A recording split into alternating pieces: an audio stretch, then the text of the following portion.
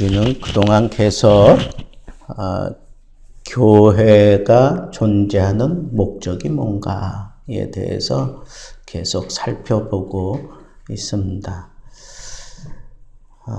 여러분, 교회가 왜 필요한 걸까요? 교회가 왜 필요한가? 팀 켈러라고 하는 아주 유명한 영성 가득한 그 목사님 계시는데 돌아가셨어요. 근데 그분이 요즘 우리 한국 강단을 통해서 자주 소개되고 또 그분의 책을 보면 상당히 이렇게 많은 그런 도전을 주는 그런 목사님이 이 교회에 대해서 이렇게 아주 멋있게 이렇게 좀 정리한 것이 제 눈에 이렇게 보였어요. 그래서 제가 얼른 그것을 받아서 정리하고 이분은 교회는 이 세 가지 접점이 있다는 거예요. 뗄래야 뗄 수 없는 마치 이 트라이앵글 속에 꼭지점들이 세 개가 이렇게 다 연결되어야 삼각형이 되는 것처럼 교회는 요 세 가지가 항상 같이 있어야 된다는 거예요. 그러니까 교회는 하나님을 위해서 존재한대요. 하나님을 위해서. 그래서 하나님께 영광 돌리는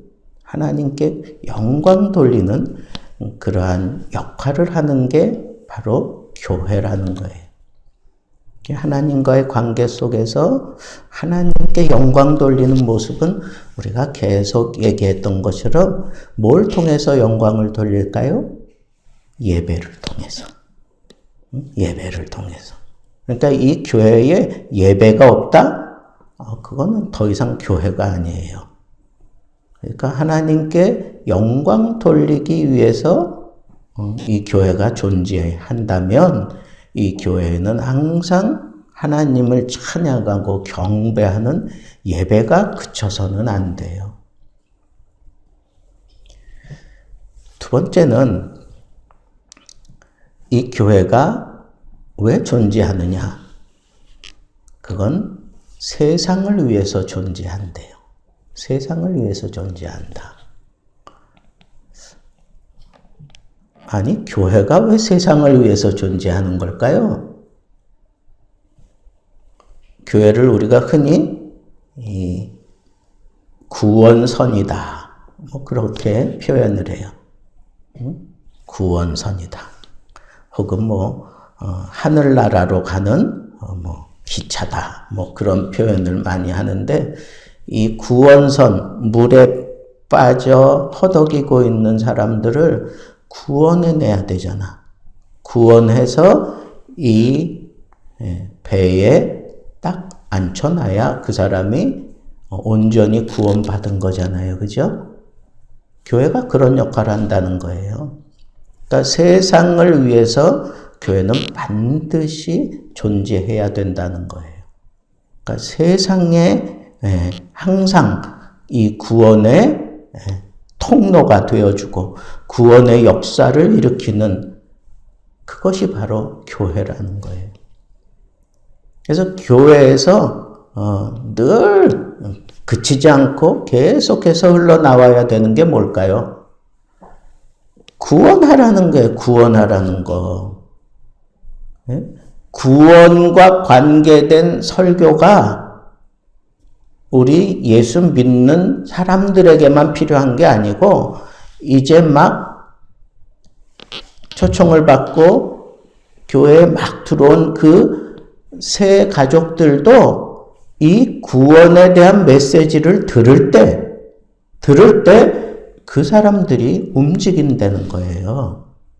그 사람들이 이해하기 좋게, 그리고 그 사람들이 어렵지 않도록 성경, 구원에 대한 얘기, 원색적인 그런 복음에 대해서는 얘기 안 하고 자꾸 무슨 드라마 얘기나 하고 막 애들 웃겨주는 것처럼 막 그렇게 웃기는 얘기들로 그냥 그 사람들의 환심을 살려고 하는 이건 교회가 지금 삐딱한 대로 가고 있는 거예요. 바다 위에 떠 있어야 되잖아, 배는. 그죠? 근데 그런 것들은 이 산에 지금 올라가겠다고 막 노를 젓는 것과 같아요. 그러니까 교회는 세상을 위해서 존재하는데 이 세상의 구원을 위해서 존재하는 거예요. 그러니까 교회에는 항상 무슨 메시지가 흘러가야 될까요? 구원에 대한 메시지가. 구원에 대한 메시지가 계속 흘러나와야 돼요. 근데 그게 지겹지 않아. 그게 막 도전이 돼. 계속 그런 얘기를 할 때 사람들이 거기에 아주 그냥 푹 빠져요. 아유, 저 목사님은 밤낮 저 얘기만 하셔. 근데 내가 은혜를 받아. 제가 있던 교회에 기도원이 있었어요. 근데 그 기도원의 원장 목사님이 참 대단하신 분이에요. 이 기도를 얼마나 영성 있게 하시는지. 그 목소리도 걸걸 하시고, 근데 제가 기도원에 올라갈 때마다 똑같은 설교를 또 수도 없이 들어. 근데 이 목사님은 낯빛 하나 변하지 않아. 똑같은 설교를 계속 하는데도 낯빛 하나 변하지 않고 그냥 계속 말씀을 하셔요. 오늘 들은 거 내일도 하시고 모레도 하시고 막 이렇게 하시는 분이에요. 근데 그분의 설교를 듣고 사람들이 많이 깨져요. 특별히 이 강팍했던 사람들이 많이 깨집니다. 그분 밑에는요, 예전에 이 내노라 하는 그런 연예인 군단이 있었어요. 연예인들이 거기서 많이 깨지고, 스승님, 목사님, 그러면서 쫓아다니고 그랬어요. 아니, 우리는 그런 사람들 깨부시고, 변화시키기 참 힘든데, 이상하게 그분은 그런 걸 잘 하셔요. 근데 그분의 설교는 다른 거 없어. 십자가 구원에 대한 것만 얘기해. 다른 얘기 할 거 없어요, 그냥. 근데 거기에 놀라운 역사가 일어납니다. 교회가 뭐냐? 세상을 구원해가는 그런 구원선이에요. 우리 교회를 흔히 뭐에다가 비교합니까? 방주, 노아의 방주에다가 비교를 해요. 노아의 방주 안에 들어왔던 생명체들만 살았잖아. 그죠? 이 방주 바깥에 있었던 것들은 싹 죽었어. 그러니까 교회가 그런 역할을 하는 거예요. 세상에 어떤 구원의 소식을 알리고 구원받은 자들을 안전하게 천국까지 데리고 가는 그곳이 바로 뭐예요? 그게 바로 교회라는 거. 그러니까 사람들이 이 세상으로 나가질 않아. 교회는 이상하게 세상으로 나가서 세상의 구원에 어떤 그물을 던지고 막 이런 역할을 해야 되는데 사람들이 교회는 이상하게 그런 역할을 잘 안 해요. 왜 그럴까요? 이 교회에 세 가지 정점이 있다고 그랬잖아요. 또 하나 정점이 뭐냐 하면 교회 자신을 위해서 교회가 존재해요. 말이 좀 이상한가? 교회 자신을 위해서 교회가 존재해요. 그래서 교회는 뭐예요? 구원받은 자들의 모임이라 그랬잖아. 그러니까 구원받은 자들이 다 천차만별이야. 어떤 사람은 아주 깊은 신앙을 가지고 있고 어떤 사람은 청년 같은, 어떤 사람은 저기 아이 같은 신앙을 가지고 있어. 그러다 보니까 이 교회 안에서 자연스럽게 어떤 욕구가 일어날까요? 갓난 아이들은 뭐가 있어야 살아? 엄마 젖이 필요하잖아. 신령한 젖을 먹어야 산다고. 응? 그래서 그 젖을 먹고 자라난 청년기가 되면 그때 이 청년들이 교회를 그냥 허리 감듯이 싹 감아가지고 이 청년의 열정을 가지고 이 교회가 교회되게 만들려고 막 애를 써요. 애를 씁니다. 그런데 그 청년들을 뒤에서 잘 호위하면서 인도해가는 아비와 같은, 아버지와 같은 그런 교인들이 있어요. 바울은 이렇게 세 가지로 이렇게 나눴어요. 근데 이 노인들과 그리고 갓난아이와 청년들이 다 추구하는 바가 달라요. 달라. 그렇지만 목적은 하나예요. 추구하는, 나는 이렇게 생활을 하면 나는 이렇게 행동을 하길 원해. 노인이 되면 그래요. 청년 때에는요, 그거보다는 더 활발하게 움직이면서 뭘 하고 싶어 해. 갓난아이 때는 아무것도 모르니까 그냥 엄마 젖만 그냥 이렇게 사모하며 살잖아요. 그러니까 다 다른데 젖줄은 하나예요. 예수 그리스도. 예수 그리스도. 제가 지난 시간에도 말씀했죠. 사도들은 12명인데 교훈은 단수라 그랬어. 하나. 뭘 전하는 거예요? 예수 복음. 예수 복음. 그러니까 갓난아기 때도 예수 복음. 청년 때에도 예수 복음 가지고 막 열심을 내는 거예요. 아비 때에도 예수 복음에 걸맞게 잘 가르치고 인도해 가야 되는 거예요. 그래서 이 교회는 교회 자체적으로 계속해서 그렇게 성장해 가야 되는 필요성이 있어요.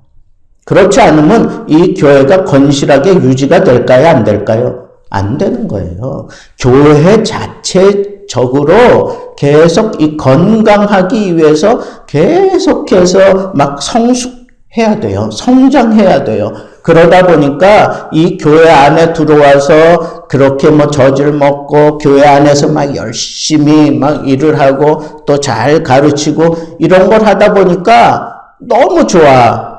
왜? 영적인 걸 다루니까 너무 좋은 거예요.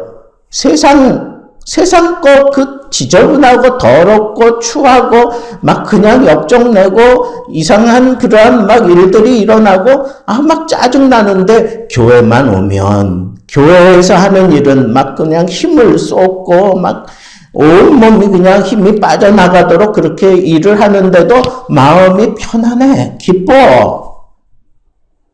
제 중고등부, 청년부 그 시절을 이렇게 생각해 보면 저는 다른 게 기억이 안 나. 그냥 교회에서 지난 것만 기억이 나. 예? 우린 대학부 때 그냥 토요일만 되면 저녁에 모여서 예배 드리고 그 다음에는 집에 안 갑니다. 어디 가는지 아세요? 산으로 가. 기도원에 가서 거기서 밤새도록 부르짖어. 예? 서로 격려하면서 잠 재우지를 않아 선배들이 막 그냥 밤새도록. 그리고는 또 새벽같이 내려와. 왜? 그때 대학부가 교회 일부 예배를 담당하는 찬양대를 했어요. 그러니까 어떻게 해야 돼? 내려와서 그냥 대충 씻고 빨리 또 교회 와야 돼. 일부 예배 성가대를 하니까, 찬양대를 하니까. 그럼 찬양대를 해. 그거 끝나잖아요? 그러면 좀 쉴까? 아니에요. 그 다음에 이제 주일학교 맡은 부서들이 있으니까 청년들이 다 대학부 학생들이, 근데 그 텀이 있어. 그 시간이 있어. 그 갭이 있다고. 그 시간에 뭐 했는지 아세요? 병원에 가. 큰 병원. 경희의료원 뭐 이런 데 가서 새벽에 찬양하는 거예요. 복도 한 구석에 서서 중창하는 겁니다. 쫙 사람들이 나와. 환자들이 막 나옵니다. 어떤 사람은 자기 병실로 불러요. 움직일 수가 없다고. 그럼 우리 또 갑니다. 거기서 또 찬양해줘. 그럼 베개맡에서 준비했던 그 예물을 드리면서 이거 교회에 꼭 갖다 내달라고. 그런 분들도 있었고요. 거기서 우리 많이 도전을 받았어요. 그러고 이제 다시 교회 옵니다. 그러면 이제 각자 자기 파트가 있어요. 뭐 어떤 사람은 중등부 맡고 어떤 사람은 유초등부 맡고 이렇게 터져서 교사하는 거예요. 그리고 그 다음에 뭐 하느냐? 11시 예배 또 드려야 돼. 저 같은 경우는 대학부 찬양대도 하고 또 본성가대 찬양대도 했어. 그럼 또 11시 예배도 드려. 11시 예배 마치면 뭐 할까요? 그때서야 이제 아침이 아니지, 점심을 먹어요. 점심을 먹습니다. 점심 먹고, 그 다음에 좀 지나면 이제 3시에 이제 모임이 있어요. 2시. 대학부 모임, 청년부 모임. 이렇게 나눠져서 모임을 갖습니다. 그게 한 2-3시간 해요. 그때는 이게 막 모여서 뭐 그냥 성경 나누는 게 그때 너무너무 좋았어. 성경을 나누는 게 너무너무 좋았어, 그때. 세상에 나는 그렇게 재미있는 것 나는 처음이었어요. 교회 생활하면서 막 성경을 뭐 읽고 이 성경에 대해서 나누고 이런 게 너무너무 좋았어요. 우리는 그렇게 자라나지 않았기 때문에. 근데 막 73년, 4년 지나면서 막 이런 문화가, 기독교 문화가 우리 한국에 막 파고들면서 청년들의 그 기독교 문화를 막 주도해 가기 시작하면서 제일 많이 파고들었던 게 그룹 바이블 스터디예요. 모여서 하나님 말씀 서로 나누는 거. 그게 너무너무 즐겁고 너무너무 좋았어. 그리고 그거 끝나잖아요. 그러면 대학부 그 당시 한 200명, 300명 모일 때인데 저는 임원이었어요. 1학년 때부터. 임원이었어요. 그러면 끝나면 임원회의를 꼭 해. 그냥 안 보내, 선배들이. 임원회의 꼭 해. 그러고 나면 저녁 예배 시간이야. 저녁 예배 보고 집에 들어오면 뭐 9시, 10시예요. 이게 매주 그랬어, 매주. 그렇다고 월요일날 뭐 제가 학교를 빼먹었습니까? 뭘 어떻게 했습니까? 그런 거 없어요. 정말 몸은 막 파김치가 될 것 같아. 근데 아침에 일어나면 또 새 힘을 주셔, 하나님이. 또 새 힘을 주셔서 그 일들을 감당하게 하시고. 여러분, 영적인 일을 하는 데에는, 영적인 성숙을 해가는 사람들에게는 이런 신비로운 힘을 하나님이 주셔요. 너무 좋은 거야. 나는 여러분들이 그런 믿음 생활을 했으면 좋겠어. 교회 생활 그렇게 하는 거예요. 교회 생활 그렇게 하는 거야. 1시간 예배 딱 드리고 나 할 거 다 했다. 아니, 천만의 말씀, 만만의 콩떡. 그건 교회 생활 아니야. 교회 생활이 아니야. 그냥 교회 그냥 참석하는 거지. 교회 생활이라 하면 그 생활을 통해서 내가 성숙해 가야 돼. 교회는 교회 자신을 위해 존재한다니까. 그런 영적인 성숙을 위해서 저마다의 어떤 그런 다양한 욕구들이 있는데 그런 욕구들을 채워가면서 성숙해가는 동안에 놀라운 신비로운 일들을 많이 경험을 해. 그러다 보니까 교회가 그냥 교회끼리, 교회 안에서 그냥 자기들끼리 똘똘 뭉쳐가지고 그냥 거기서 재미 보다가 끝나. 어떻게 하라고 그랬어요? 교회 존재 목적이 또 어디라고 그랬어? 세상이라고 그랬잖아. 세상에 가야 되는데 세상에 못 간단 말이야. 마치 변화산상에서 베드로가 뭐라 그래요? 주여 여기가 좋사오니 여기다 초막셋을 짓고 여기서 우리 그냥 살자고. 저 밑에는 지금 아주 그냥 뭐 정신없잖아. 그죠? 병자 아버지가 쫓아와가지고 제자들에게 고쳐달라고 그러지만 그건 못 고쳐주고 뻘뻘 그냥 땀을 흘리고 있고, 거 봐라, 니네들 뭐 전하는 게 그게 뭐 다 잘못된 거 아니냐. 뭐 이런 식으로 지금 막 그냥 혼란한데 여기는 그냥 너무 좋은 거야.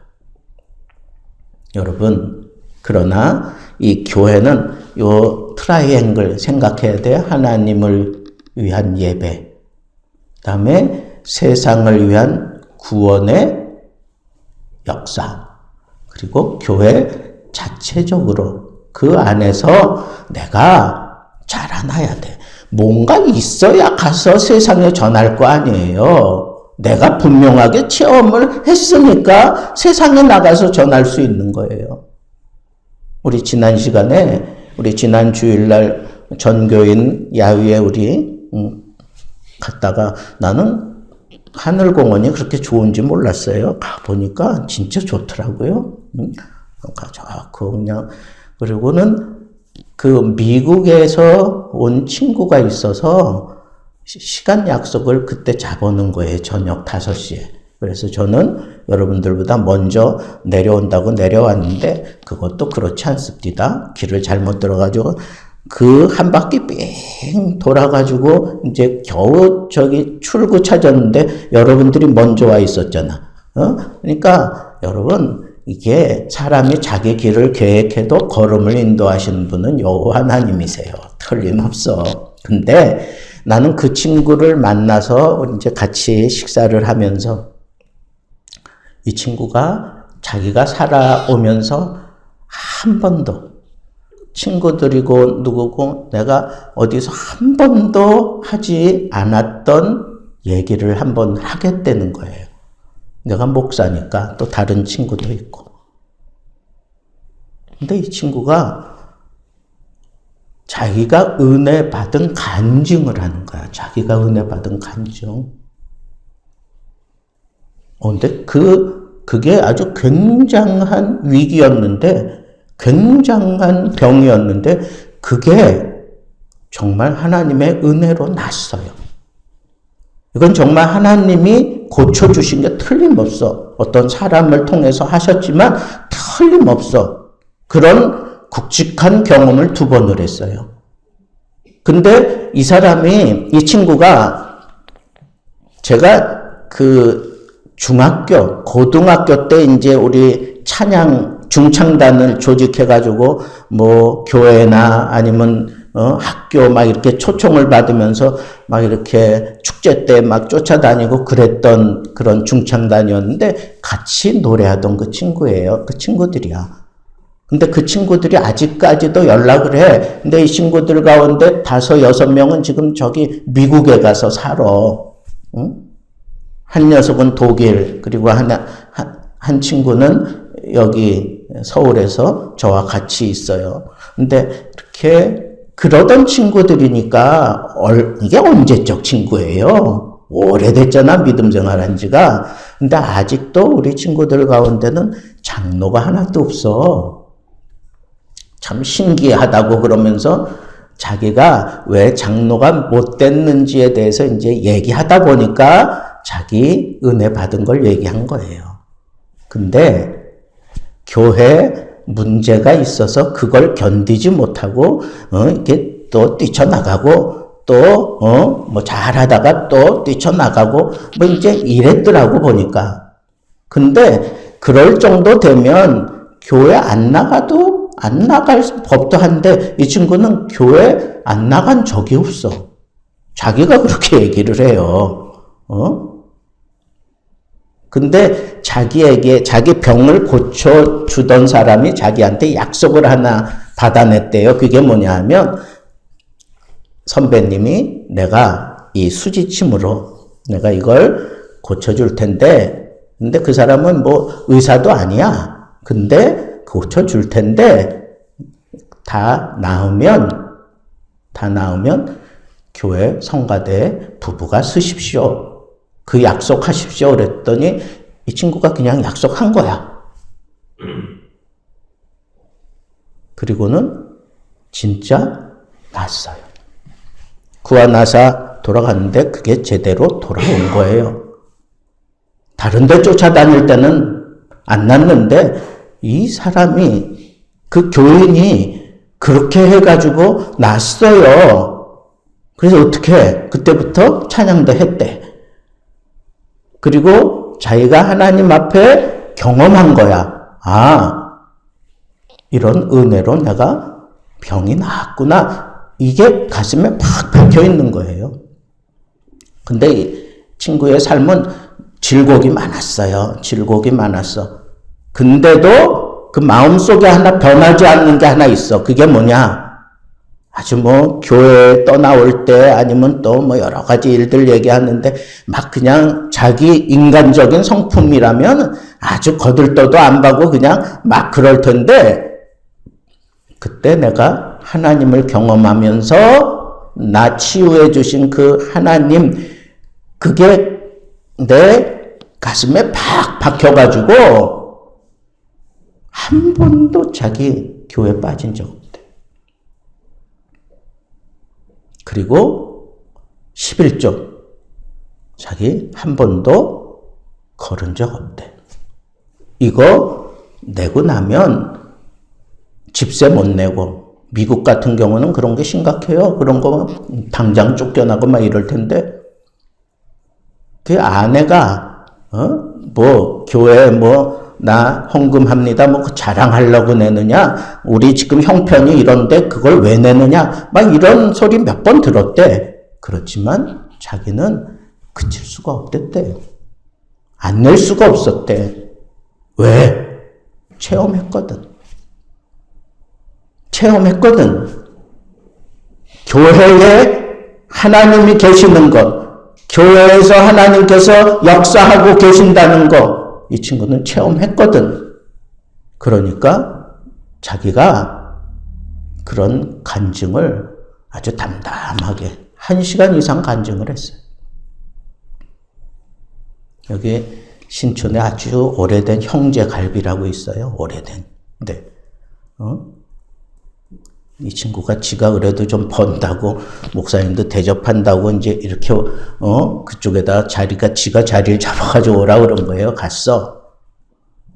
근데 제가 그거 들으면서 내가 은혜를 받았어. 내가. 그래서 내가 그랬어요. 오늘 식사값은 내가 낸다. 자기는 여태까지 살아오면서 목사한테 얻어먹어본 적이 없대. 내가 목사냐 친구지. 내가 은혜 받아서, 정말 너 간증 듣고 내가 은혜 받아서 내가 우러나서 내가 내는 거니까 거절하지 마. 그리고는 제가 냈어요. 여러분, 제가 왜 이런 말씀 드리겠어요? 교회를 체험하시란 말이야. 여러분들 마음속에 교회는 어떤 곳이에요? 하나님 앞에 나와서 그냥 예배 드리고 가는 것, 그냥 그 행사 치레하듯이 그렇게 하고 가는 것, 그것이 교회예요? 아니면 이 교회에서 교회 생활을 좀 해보세요. 이 교회 생활 속에서 하나님이 주시는 놀라운 은혜가 있다니까. 그 은혜를 경험하지 않으면 그 사람은 교회 생활하는 게 아니야. 그냥 교회에 출석하는 거지. 그리고 이 교회에서 그렇게 은혜로 내가 하나님 앞에서 변화되어져 가며 내가 채워지고 나면 자연적으로 어디를 갈까요? 세상을 향해 가게 돼 있어요. 세상에 가서 내가 어떤 사역을 하겠나? 내가 직장에 가서 어떻게 해야 될까? 내가 길을 걸으면서 내가 어떻게 해야 될까? 또 하나님이 나를 부르시면 나는 어디든지 가서 이 복음을 증거할 수 있는 이런 선교사적인 그런 마인드를 가지고 살아야 되는 게 이 교회 생활하면서 다 생기는 게 당연한 거란 말이에요. 교회 생활 제대로 못하니까 세상에 내가 나가지 못하는 거야. 뭐 들은 게 없는데 가서 뭘 얘기할 거냐고. 내가 받은 바 은혜가 없는데 가서 뭘 쏟아붓겠느냐고요. 뭘 구원의 역사를 일으키라고 그렇게 하나님 나를 좀 사용해달라고 그렇게 기도할 수 있겠어요? 교회 생활을 하세요. 교회 출석하지 말고 교회 생활을 하세요. 여러분 이 세 가지 꼭 명심하세요. 하나님 앞에 예배한다. 그리고 이 교회 생활을 통해서 내가 하나님을 체험한다. 그리고 복음을 내가 길러낸다. 내 안에서. 그러면 나는 자연적으로 어디로 가요? 세상을 가는 거야. 세상에 가서 복음 증거하는, 구원의 소식을 증거하는 그런 삶을 사는 거예요.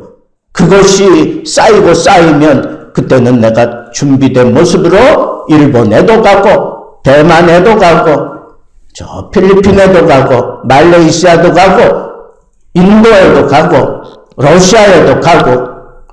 여러분 저는 여러분들이 참다운, 이제는 손님도 아니야, 이제는 객도 아니야, 이제는 하나님의 권속이에요. 그 얘기는 진정한 교인이라는 소리야. 정말 교인다운 교인 되어서 하나님께 영광, 그리고 이 교회 속에서 내가 정말 풍성해진 그런 은혜를 가지고 세상에 뛰어나갈 수 있는 참다운 교회의 권속들 되기를 우리 주님의 이름으로 축복합니다.